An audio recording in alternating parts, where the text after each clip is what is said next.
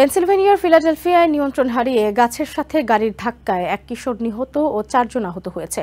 রবিবার দুপুরে West Roosevelt বুলেভার্ডে এই ঘটনা ঘটে।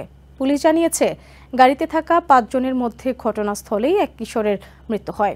গাড়ির চালককে জিজ্ঞাসাবাদের জন্য পুলিশ হেফাজতে নেওয়া হয়েছে।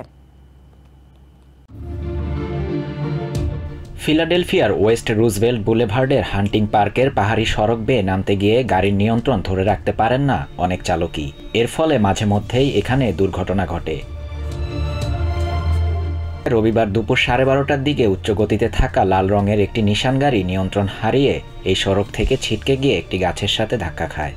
এতে গাড়িটি উল্টে আবার সড়কে গিয়ে আছড়ে পড়ে বলে জানান স্থানীয় বাসিন্দা সেলিম আলী মোহাম্মদ। পুলিশ জানিয়েছে, দুর্ঘটনার সময় গাড়ির পেছনে অবস্থান করছিল 16 বছর বয়সী 3 কিশোর। এদের মধ্যে ঘটনাস্থলে মারা যায় একজন। বাকি 4 জনকে দ্রুত উদ্ধার করে স্থানীয় হাসপাতালে ভর্তি করা হয়। তাদের সবশেষ অবস্থা জানা যায়নি। দুর্ঘটনার পরপরই হতাহতদের পরিবার ঘটনাস্থলে হাজির হন বলে জানান স্থানীয়রা। সেলিম আলী বলেন, তিনি সড়কটিতে অনেক দুর্ঘটনা দেখেছেন। তার চাচাতো ভাইও এই একই জায়গায় দুর্ঘটনায় গুরুতর আহত হয়েছিলেন। এই ঘটনায় গাড়ির চালককে জিজ্ঞাসাবাদের জন্য পুলিশ হেফাজতে নেওয়া হয়েছে।